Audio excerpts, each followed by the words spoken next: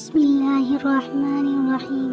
السلام علیکم۔ حضرت سیدنا قیس بن زید جہنی رضی اللہ تعالی عنہ سے روایت ہے، اللہ عز و جل کے محبوب دانائے غیوب منزہ علی العیوب صلی اللہ علیہ وآلہ وسلم کا فرمانے جنت نشان ہے،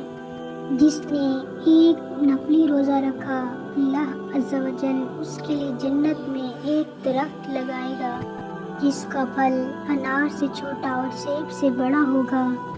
وہ شہد جیسا میٹھا اور خوش ذائقہ ہوگا۔ اللہ عز و جل بروز قیامت روزہ دار کو اس درخت کا پھل کھلائے گا۔ تاجدار رسالت شفیع روز قیامت صلی اللہ علیہ وآلہ وسلم کا فرمانے نشان ہے، جس نے ثواب کی امید رکھتے ہوئے ایک نفل روزہ رکھا، اللہ عز و جل اسے دوزخ سے 40 سال دور فرما دے گا۔ سبحان اللہ۔ اللہ عز و جل کے پیارے نبی مکی مدنی صلی اللہ علیہ وآلہ وسلم کا دوسری جگہ پر فرمانے برت نشان ہے، جس نے رضائے الہی سے عز و جل کے لیے ایک دن کا نفل روزہ رکھا تو اللہ عز و جل اس کے اور دوزخ کے درمیان ایک تیز رفتار سواری کی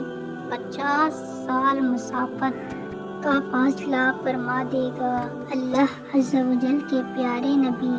پیارے حبیب، حبیب لبیب،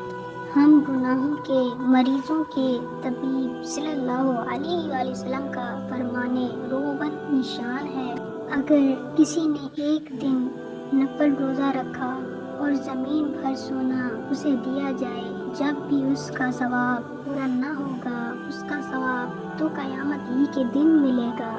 حضرت سیدنا عتبہ بن عبد سلمی رضی اللہ تعالی عنہ سے مروی ہے کہ اللہ عز و جل کے پیارے رسول مقبول سیدنا آمینہ کے گلشن کے مہکتے پھول صلی اللہ علیہ وآلہ وسلم کا فرمانے رحمت نشان ہے، جس نے اللہ عز و جل کی راہ میں ایک دن کا فرض روزہ رکھا، اللہ عز و جل اسے جہنم سے اتنا دور کر دے گا جتنا ساتوں زمینوں اور آسمانوں کے مابین فاصلہ ہے،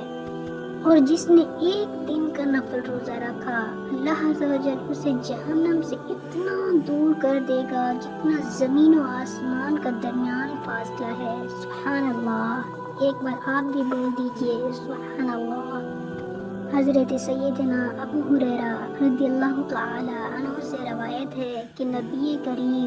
رؤوف الرحیم محبوب رب عظیم صلی اللہ تعالی علیہ وسلم کا فرمانے رحمت نشان ہے،